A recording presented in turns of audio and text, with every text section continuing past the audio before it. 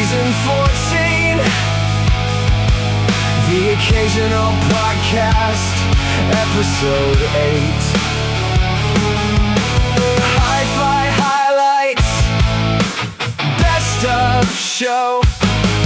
Mark Phillips from PT Audio. High End Vienna 2026, hosted by Brian Hunter.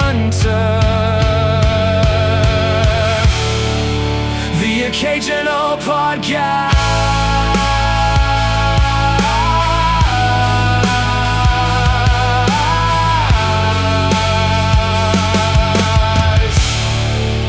Hey everybody, thanks so much for joining us. Guess what? You got Marc and Brian back together again. Marc, a very wakeful return to the show. Wakeful. I do not feel wakeful. I feel in the last 2 months, went to Chicago for Expona. Immediately went to Japan after that. Then I did the buyer's guide for the summer. And then I went to Vienna. And I just got back and I ain't leaving my house for the next 5 months. So nobody call me for anything because I am just going to sit and review and relax and have a great summer. Designed and handcrafted in France since 1985, JMF Audio builds a complete ecosystem of reference-grade amplification, preamplification, phono stages, power line filtering, and cables, all engineered with a singular focus, precision, to guarantee the desired musicality and expression for all genres of music. JMF Audio components are known for their fully balanced dual mono architectures, high current power delivery, and meticulous hand assembly, resulting in systems that prioritize signal integrity and long-term listening satisfaction over trend cycles or constant model turnover. Each piece is built to exacting standards with proprietary technologies and materials developed through decades of experience in both recording studio and high-end audio environments. The holistic approach of JMF Audio has led to solutions that are intended for listeners who want to stop chasing equipment and start focusing on the music. This episode of the Occasional Podcast is brought to you by AudioQuest. All AudioQuest products, from the company's most modest parts to its most ambitious works of art, are thoughtfully designed to deliver outstanding performance and exceptional value, regardless of price. No matter how little or how much you invest, AudioQuest is made for you. Explore AudioQuest's award-winning cables, power products, and accessories at audioquest.com. A necessary plug at the beginning here for the buyer's guide that Marc worked so hard on getting out, the summer's buyer's guide for 2026. And we will be having a little bit more follow-up on that in the podcast in the next episode. But it is live on the site, and so check that out if you want to know all the updated recommendations that Marc has heard, that we have heard, that we loved and sounded good to us. Anything fun kind of come out of that for you, Marc? What was your favorite one piece? Maybe not the best sounding piece, the most expensive piece, but what was your fun one item that you kind of discovered from the buyer's guide? My favorite thing about this buyer's guide is definitely the fact that there was a shift back toward analog. So I was kind of looking, the last few buyer's guide, there's been a lot of new additions and changes in the digital world. And there's always changes in loudspeakers. But this year, we saw a lot in analog. And I think I helped out I did 1 turntable review and 3 cartridge reviews. So I had a heavy analog year, but so did Garrett Hongo and Richard Mack. And so the first 6 months of this year, turntables and cartridges and phono stages, that reflected in the buyer's guide. And I was really happy to do all that. Yeah, I found some very interesting tidbits from the phono cartridges when I was going in there. And I just really was impressed with the scale that they have out there in terms of like how deep you can really go down that particular hole if you want a turntable cart. I mean, they get expensive.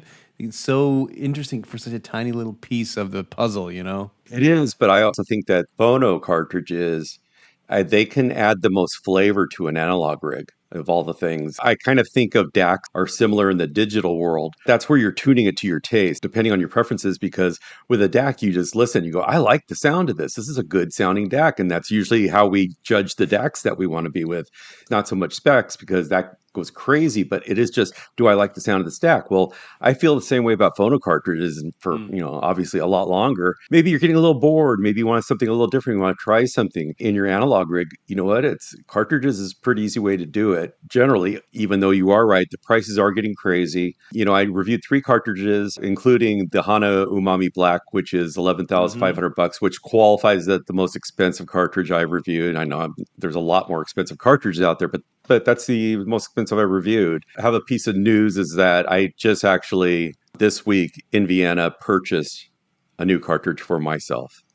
Ooh. And what will it be? You'll have to wait and see. I don't know. I love the rhyme, though. I love the rhyme.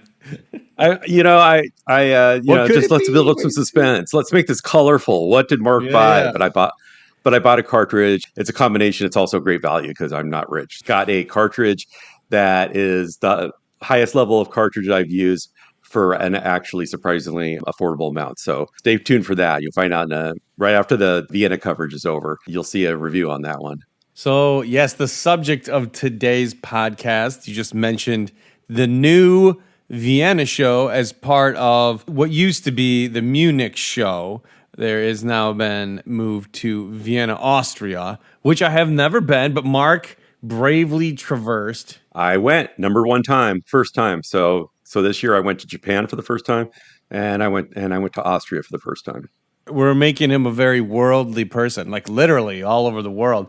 And let me just ask you this. First time in the country, first time at the show, what first kind of struck you that might be different than a U.S. show or maybe unique to this particular part of the world in terms of the audio show experience? I was generally surprised that a lot of it reminded me of Munich. There are differences. And the whole time I'm there was the big debate raging on it. It seemed like, I'm going to say a minority didn't like the show as much as Munich, but I'm going to say the majority of people are overwhelmingly happy with how it turned out and everything. And there were advantages. And once we did it and went through it once, now we can see it can definitely be improved. It will be improved. I'm going to say that Vienna shows more promise than Munich did. Munich was kind of stagnant. The last 4 times I went to Munich, it was pretty much the same size. It kind of varied a little bit according to how the pandemic impacted it. And when it came back, it was kind of small. But I heard reports that Vienna was 30% down from the last Munich show last year. There's so much room to grow. And this new venue is much more navigable than the MOC in Munich ever was. It's big. It's sprawling. There are more bathrooms there per square kilometer than Disneyland. I mean, so you don't have to worry about bathrooms. They're just everywhere, but there are also elevators everywhere. So what? Think about that is very audio show like. I continually walked up to elevators, pushed the button, door open. I went to the floor. I did. And, I don't believe you. I don't believe you, Mark. That's an impossibility. It happened. It was awesome, and it made it so easy to get around the show. And basically, it's 5 levels. It's a big, huge single building. It's circular, so you kind of come out at a spot. You walk around the circle until you come back to the point where you came in, and it's pretty consistent. There are the hallways, the so-called hallways, like they had the halls in Munich downstairs, the big, giant open spaces. These are more annexes to each of those levels. So they weren't as huge, but you could still see where they took all the halls from Munich and kind of reassembled them in this new venue. And it's very interesting. That's kind of the neat thing about it, is that you're looking at the booths. The booths are the same. The people are the same. You could just tell it's the same show, but it was just transported a bit to the east. The one question I had about it was one of the major things about the old show in Munich was that there was a lot of bleed. There was not too much sound isolation. I was wondering if that was better, worse, or the same as the previous version. Oh, brother, this is the news right here, is the fact that for this one simple reason, Vienna is much better than Munich because the rooms sound better. There is no bleed through. These are real rooms. They still have the boxes that you bring in. Saw plenty of those. The bleed through isn't there. It was amazing. The sound quality was much higher. For that reason alone, this is an upgrade over Munich. That was obvious too. Even people who said, I thought the layout was a little confusing, I couldn't find things, which is a valid complaint. It's a little scattered. If you've seen the movie Backrooms, there are parts of the center that are so large that you're just wandering through vast empty spaces. You don't know how long it's going to go. And then all of a sudden there's a couple of rooms in front of you out of nowhere. And you're like, oh, shoot. I'd see those rooms and say, I feel sorry for those people because the crowds aren't finding them. Once I really got out and walked around, saw the whole thing before I started in anywhere. It was easier to cover than Munich. It was actually more compact. It was easier to be organized. It was easier to see everything that I need to see. And here's the big thing. This is going to grow. This is going to, the 30% that weren't here this year will be back next year, and they will fill in those gaps in the floor plan. So these are big circular hallways. And in the center of it is a huge concert hall, which looks like they could host huge concerts of really big names. Wild. That's the first thing you think of when you see this place, how big it is.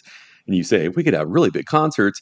And everybody will say, yep, they're already thinking about it. So that's something that's going to happen. That alone is going to be awesome. I mean, the first couple of days I was there, it seemed very industrial. I wasn't seeing the Alps, the Austrian Alps anywhere. When I actually went out on the town after it was the third night, that's when I started seeing the Vienna that I had read about. And it's an amazing city. It's glorious. It's huge. And the architecture was unbelievable. I just stood in front of buildings that I didn't even think were possible. So amazing from that standpoint. The only thing I will say that I prefer in Munich is I think it's the food. I think I missed some of the Munich food, the crispy pork knuckle. And I really liked the food in Munich. I was eating a lot of things I hadn't eaten before and wasn't sure it was my thing or not. But that's the only other thing I could think of. Vienna beats Munich. I'm a big fan of Munich. I have not been to Vienna, but I will say I this like about Munich, yeah. I do. I love it as a city, but I kind of agree. It's a little more laid back of a town than it's kind of relaxing a little bit. I find that city very relaxing and very welcoming and nice. So for vacationing, yeah, I like Munich a lot. It's my favorite city in Germany, believe it or not. But there's a lot of things in each city for different people. But Vienna I have not been to, and I'm always down a new city and new country. That sounds very exciting. I would love to join you someday. For the record, to the best of your knowledge, it is scheduled for Vienna next year as well. It's not going back to Munich? Yes, I heard two things, that it's either 3 or 4 years that they signed the contract for. Well, this is the first year. But I'm going to say, based upon just talking to everybody dug it. I think it's going to stay here for however long. I mean, the thing I didn't really know was that the Munich show hadn't always been in Munich. It moved around as well. It was in Munich for 14 years or something like that. But that was before I was even aware of it. So I wasn't keeping track. So this isn't like a new thing that they move it, but they are tied in for 3 or 4 years. So that would be the next 2 or 3 ones. I've decided on the way home, I'm all for it. I heard a rumor that they were thinking of moving it around or trying to go back to Munich, but I have an insider in that organization who told me absolutely not. They're thrilled with Vienna. They actually did a study that determined everybody thought it was going to be more affordable, that Vienna was going to be much more expensive, and travel to get there was more expensive than usual. But in reality, I found a great hotel, a fun hotel for a really reasonable amount of money. The Ubers were cheap. I didn't spend that much money there. I went to a couple of really nice restaurants. So I don't want to bash on all of the food in Austria because I did have some really good meals. Surprisingly affordable. Like if I had gone very, very fancy stuff, I could have afforded by myself to go there. The arrangement of the show, did they have a giant first floor high ticket kind of level when you walk in, like they do in a lot of American audio shows? Or were the big splashy speakers just scattered amongst the show? It was definitely not the usual setup. The floors didn't vary in terms of the kind of systems that they were showing off, because the big systems were kind of spread all over. I would say a lot of my favorite rooms were actually in the -2 floor, which is, basement. So, you go down 2 flights. So you walk in on floor 0, and there's a -1 that wasn't accessible to us. It wasn't part of the show, but you would go straight down to -2. And those rooms, 2 or 3 of the best sounding rooms were down there. The size of the rooms varied. I mean, it wasn't like, the big rooms are on the bottom and the conference rooms and everything. It was a lot of mix. So no, and there were a lot of open spaces, just like we saw at Expono, where more of the open spaces in the hotel are being utilized to show systems. Yeah. It's not as much like the big hallways of Munich, where it's just big giant room and everybody's doing whatever, and then they've got little boxes here and there. No, it was more like it was just varied. Although I think somebody said that as you went to the very top floor, which is 3, the rooms were smaller up there. I'm not sure if I noticed that. That could be true, that at the top was the smaller rooms. But no, it was a mix. You didn't know what you're going to walk in until you went through that door.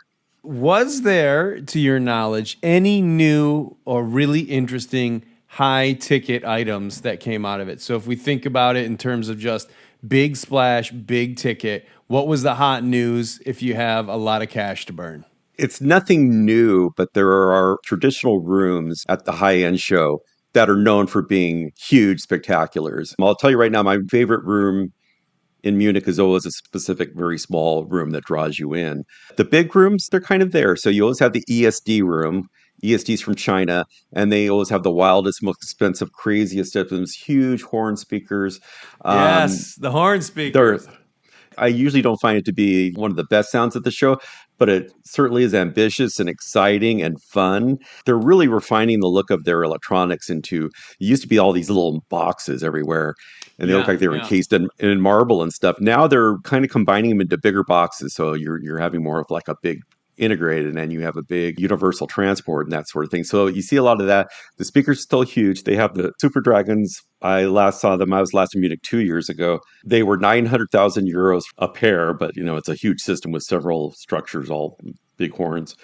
So this year, I look at the price, the same poster, but it says $100,000. And I went, they discounted it 90%. I mean, what's going on here? I looked at it more carefully, and no, they put the comma in the wrong spot. So it was 100 comma with 4 zeros. So they meant $1 million. So that was the most audacious. Panagiotis Katovitas, who was also at the show with me, he covered the Aries Surat room, and that's traditionally a huge room, and I did not go in there at all. But I bet you that was a really cool room. There's the Silvertone room, where Silvertone is these really beautiful SET amplification, and they always have a really nice vinyl rig. This time they had a Thomas Schick rig. That's hard. But they always have it hooked up to a giant array of vintage, gigantic horn speakers. The one system that they had was actually, the drivers were built in 1930. And so just these crazy things, but powered by these really small, delicate SET amplifiers. And that's always an amazing room to walk into. You go in there and you see this, look like, just these random structures and PA systems and stuff. It's a really amazing sound, but it's always kind of big and over the top. But then you learn it's like, we're doing all this with 8 watts per channel. It just kind of illustrates what that whole world is about and how fun it is. So that was a big one.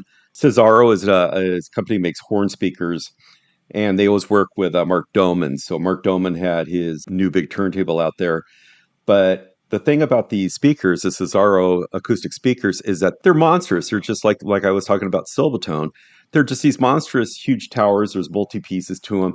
They just absolutely take over the room. Most people cannot fit these into their house. But my problem with those kind of gigantic horn systems is they often make everything sound just a little bit too big, bigger than life, not realistic. And so this massive Cesaro system makes everything sound perfectly in proportion with real life, which is amazing when you look at the size of these things. So that's always a really fantastic room to walk into, because it will always defy your expectations. And that's one of those rooms. In this particular show, Inuos was like in half the rooms. They had a really strong presence at the show.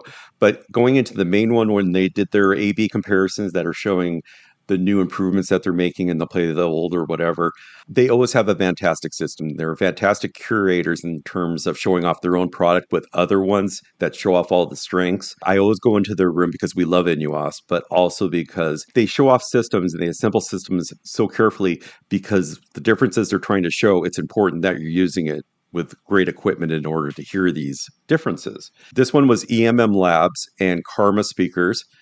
And, with the ceramic drivers, it was like their best sounding room ever. It was just fantastic, which is important because they were showing the Nazare flagship streamer. That was all over the show. Everybody with a big room had gotten the Nazare. And this is the second time I've heard the Nazare. My first time was only back in Axpona. And this time I started getting kind of a clue to how great this thing is and what it's doing to the sound and how clear the differences are. So what they did is they showed it with the Nazare Flow and the Nazare Net. One's a reclocker and one is network switch. And they will click those in and out. That's what they've been doing lately to show you how important those two items are. And the other thing I learned from them, that one of the trends is not just one network switch, but several, because it's layers of more separating and isolating the music from the network, which is the whole idea of a network switch. That's the simplest way to describe it, is that you want to isolate your hi-fi from the network because that's where the noise is. That room was just great for learning all that stuff, and I was really, really happy to be in that, spend time in that room. It was really formative, but it was also, it just sounded amazing in every way.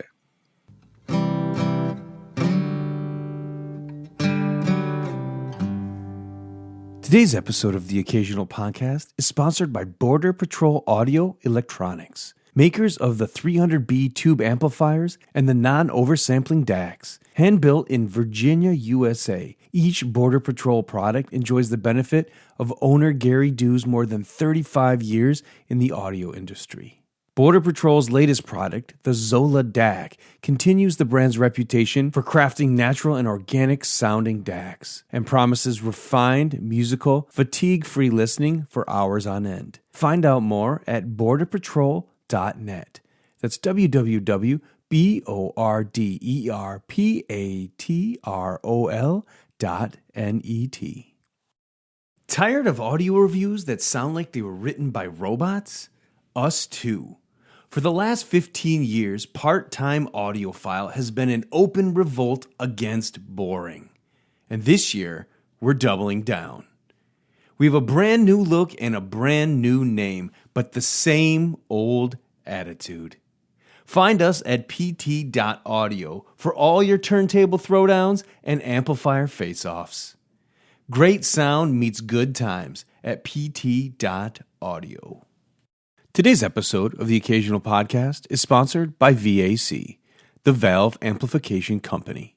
Since 1990, VAC has been handcrafting the world's finest amplifiers and preamplifiers exclusively in the United States. Utilizing vacuum tubes, the most linear amplifying devices in existence, VAC provides sonic transcendence. When it comes to musical truth, it has to be VAC. On the web at vac-amps.com.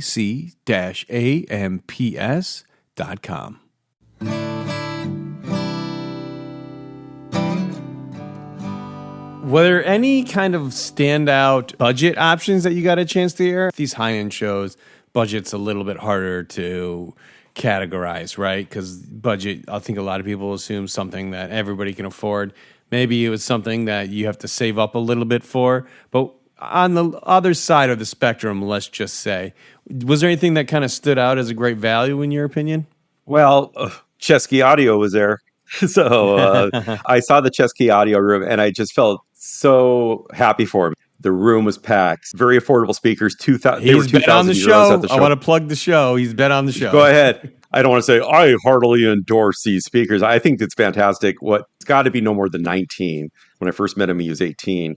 Who's made a $2,000 speaker, first $1,000 speaker, and then a larger $2,000 speaker. The entire system usually works with like Cambridge audio. So coming up with these systems that are affordable for most people. So when everybody complains about, how expensive high-end audio is, it's like check out Chesky in Cambridge and go to a show and listen to that system. I think he sells a lot of shows. I mean, I think he's doing very well. Well, he was in Vienna. That was probably a standout because usually the high-end show, you bring your best. You don't bring your budget equipment. You are putting on the dog, show the world what you can do. So you don't see a lot of that. One of the biggest, most consistent for great value is like the MoFi rooms, and they have maybe the Wharfdales and the quads and everything. That always kind of stands out. Did they have the new single driver Wharfdale on active display there? Yeah, they did. It was nice. It was really, really nice. For some reason, there were more brands in the room than you would see at a MoFi US show. So I'm not sure about the digital brands and what the relationships are yet, but it was fascinating. And generally, most of their stuff is reasonably priced. Yeah, I'm pretty excited about that piece. It's kind of like going after the LS50 crowd a little bit, but Wharfdale. Yeah. I've had an opportunity to review some Wharfdale gear, and I always think when we talk about value and bang for the buck, that is one of the brands that keeps popping up. So that's kind of why I bring it up again, because I'm pretty interested in how that guy's going to perform with a single driver, a much smaller footprint, and I'm going to guess here like $1,000 price point. Yeah, it's a really attractive speaker. The proportions, the dimensions are attractive. It's a very clean looking speaker. I like the look of it. So, but from what I heard at the show, it was, there was nice sound. It was just set up like in a system. They were just along a wall, and then people were listening to them. So it was a hard way to judge it. But the looks of them are great, and I didn't hear anything that sounded, it didn't sound really good. So, Off. Yeah, yeah. What would you say were your favorite listens for unique or a surprise for you that kind of stood out as a surprise across the show? first thing I think of a unique is the Phasmation and Wolf on Langa and Yukisamitsu room. I was a little disappointed in the room this year, not because of anything they did. They had primarily the same system that always completely blows my mind. It's their phono cartridges, of course, and the Wolf on Langa Sone field coil speakers are there. Yukisamitsu turntables, which is one of the coolest looking turntables out there. It's a great system. So this time we're talking about primarily the same system, although they did have a streamer in there that wasn't in use. But it was kind of like, I guess they decided for the first time, let's bring some digital in, but I didn't hear any of it. But the room's different, dimensions are different, really crowded, probably because people wanted to see this room again, because I'm not the only one who loves this room. But the room was more full, and because the room was different, I'm going to say that it wasn't quite the religious experience it usually is, but it is not the fault of any of them. For my room, I always, obsessed with that room, and every time I come home, I'm thinking about that room, and I guess that's telling me what kind of system I should buy for myself, but The high-end show isn't just the one show. There is another little mini show, I think it is, the HiFi Deluxe show. Mark, tell us a little bit about the highlights from that show. Did you get a chance to go over there? I did get a chance to go over there primarily because, well, this is the second time in a row I've done HiFi Deluxe, and it's actually a great little show. And I realized that 3 of the rooms that I wanted to cover in Vienna, 3 of the top 10 rooms were actually at this satellite show. And I'm usually not thrilled with satellite shows because it takes me too much time from the main venue where I'm supposed to be. That's the reason I'm there. With this one, it was just down the street. It was a quick, short walk, and there were 3 specific rooms that I went into. First one is von Schweikert, and von Schweikert's there was Westminster Labs amplification. They also had a prototype of a new speaker that looks really exciting that's based on their old Unifield speaker, but I'm not going to say anything more than that, but something new is coming.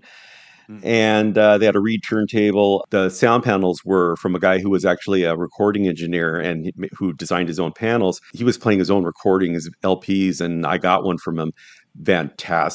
Fantastic sounding pressing. So that room was fantastic. The primary reason I go over to HiFi Deluxe is to visit the guys at JMF. I love JMF Audio, the unbelievably beautifully built solid state amplification from France. They're just among my favorite, and I hadn't seen them since I visited the factory 2 years ago.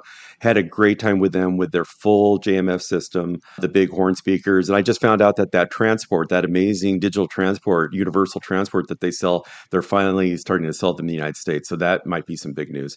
And then finally, Audio Note UK was over there, and I found out I saw Peter Kvortrup very briefly, and I said, I was looking at the other show, and he goes, we never go over there. And I didn't realize it, but it was true. He's always at HiFi Deluxe.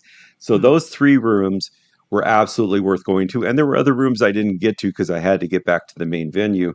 But I'll always go over to HiFi Deluxe, I think. It's high quality. It's one of those satellite shows that doesn't just feel like a teeny little remora on a big shark or anything. It had its own kind of vibe to it, a little bit more elegant, but small. I often think about the Peter Kvortrup interview that we did. It still tracks. If you look at the long list of interviews that we've done over the years, Peter's interview still pops for a lot of people. They click on it and they listen to it. And I think that's such an interesting thing that he kind of has like a tactile, he's tacky. People want to see what he had to say. And there was one of the few podcasts where a lot of the feedback I got was like, more Peter. They wanted the interview to be longer. And I was like, all right. It was like an hour to go, but I think maybe we need to get him back on the show again. So 2 questions for you on the Audio Note room. Did they have the monster amp that I love, or the one that was in the top 10 list for the buyer's guide? It was a smallish room and a smallish system, and it was powered by the Tonmeister, which is the first of the Maishu phono integrated. So the one that's about $22,000. That was running the system. It wasn't as big as that one we saw in Expo. That probably $1.5 million system was Onganku and all that. Yes, Onganku, that's the one. Onganku, yeah. And well, at Expona, they showed a modest room because they're bringing out the 30th anniversary of the Otto SE, which was their 10 watt per channel EL84 amplifier that's been around for 30 years. But that's a $10,000 integrated, and they had a pair of nice Annies, and they weren't field coils as far as I remember. No, it was a fairly modest in the middle system for them.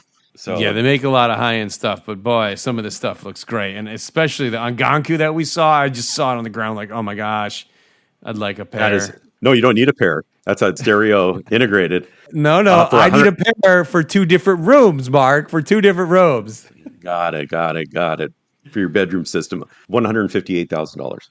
And there are different levels, so you can go more expensive with the options. So tell me a little bit about what you might think is the top 3 best sounding rooms in order. So the number 3 best sound, the number 2 best sound, and then drum roll winner, if we could.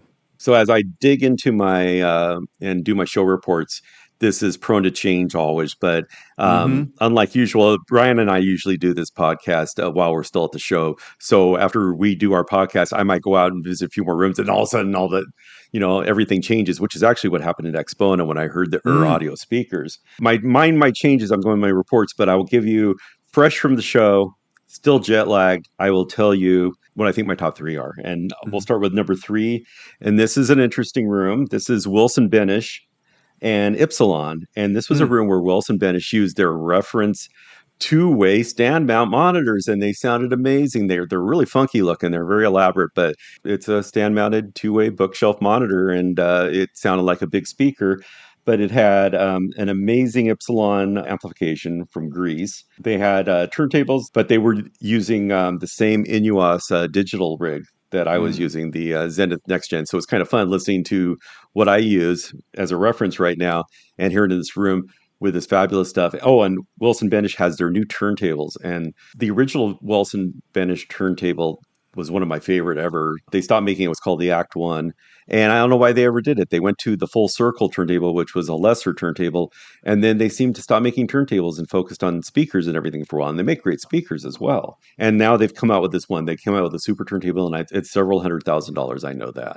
But this is the first time I actually got to listen to it. It's a beautiful turntable. It's amazing looking. It's going to be taunted as one of the world's best, whatever's going to happen. But I heard this system with 2-way monitors, and it sounded absolutely lovely and clear and impressive. And it's just renewed my interest in this brand, which I've always liked. My number 2 room is Ideon Audio and Broadman loudspeakers. And one of the things I noticed about this show, Vienna 2026, my last show here was Munich 2024. So we're talking about 2 years here, but it was just like, it was the next day. Like there was no gap between the show. I picked up right where I left off, and I left off in 2024 discovering Broadman Acoustics speakers from Germany. They're completely amazing. They're big, giant tower speakers, but they throw out one of the biggest sound stages I've ever heard. They're so deep, and they're just, you could sit with these things near field listening. Like you could reach out and touch them with your knees, and still you're hearing everything beyond the speakers, back against the wall. And so I was really impressed. So Ideon has a new big, gigantic player, sort of like the Inuos Nazare. Ideons, and there were the Inuos everywhere at the show. Everybody wanted the best digital. That's what they showed. But Ideon had their new one, and it was augmented with all Network Acoustics, is a new company, and they do a lot of network switches and other filters. So much that they're doing DACs and servers and stuff. EMM Labs was another. EMM Labs had a great showing at the show. The 2 interesting things were the room was felt decor, which was the room panels, which were made from felt, and they were really cool looking and reasonably priced. And I was going to get more information on them. Again, they're not in the United States yet, but the one person in there, it was called Oyster Wellness, and it was a listening chair. And it was this really funky, it almost looked like it was carpeted and fuzzy. And this was developed, it's a custom chair that combines a custom fit. They take your measurements and stuff and build a chair for you and your body. Inside the chair is full of room treatment panels and absorption, and it really works. You sit down in this chair, and everything sounds so good than anywhere else in the room. And so this is kind of opening a new kind of market segment in high-end audio. Is, people always assume that the classic Eames chair is the greatest listening chair, but it's not, because of that rounded headrest that colors the sound. Of course, for years, the best listening chair was actually that $169 Poang from IKEA. I owned a couple, and I went to a lot of dealers, and it was this $169 chair that was a really good listening chair. It kept you at the right height. This is an interesting thing where you can really have a custom listening chair designed for your body. And of course, audiophiles, they'll all be racing to this. It's just a great idea. And the room is great for that, but the sound quality also in this room is spectacular. And Broadband, who usually has the big giant tower speakers, usually 4 tower systems, they had a pair of these tiny little 2-way floor standers that came up to not even to my waist, and real thin, and filled the room with all the space energy. So they still don't have a U.S. distributor, but they're really actively searching for them. So that was my number 2 room. Mm-hmm. And my number 1 room, I actually already mentioned, was that NUS room. That the clearest proof of why you need a network switch or 2 network switches. Everybody's like, oh, I got to buy one thing, now I got to buy 2. It's like, yeah, it works. And the idea is that between them, you can run fiber optic, which is, like I said, no loss of signal for miles. So there's a lot of new thoughts in the way we're hooking up things, and NUS is on top of it. But just this combination with the EMM Labs and Electronics Karma speakers. And Karma is a speaker I haven't spent a lot of time with. Generally, I have positive impressions with them.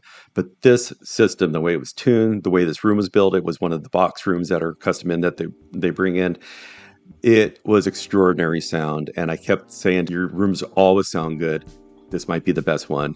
And I think that may be because of that Nazare system, that Nazare stack. It's the pinnacle as far as I'm concerned. I don't have enough time with it.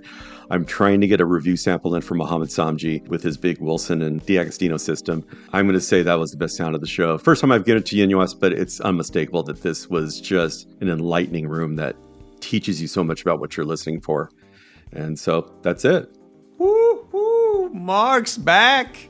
Thank you so much for all your insight and going out there and bringing back some of the data that we needed to hear. It sounds like a great show and a great kind of experience. I mean, before the show, I was like, I'm so tired. I just got back from Japan. And I was like, by the time I got there, no events, no weird things happened to me. I didn't feel ill. I got out there, other than a couple of weird snacks that I should have probably not eaten because they were just freaky flavors. But other than that, Vienna, can't wait to go back. Y'all should go.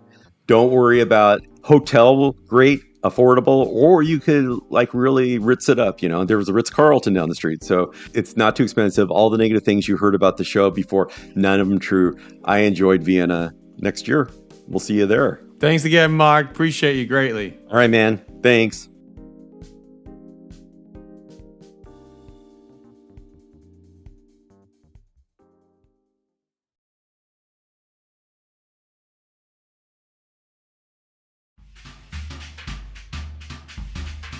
The Occasional Podcast is a production of the Part-Time Audiophile Network, which includes parttimeaudiophile.com, The Occasional Magazine, the PTA newsletter, and audiohead.com.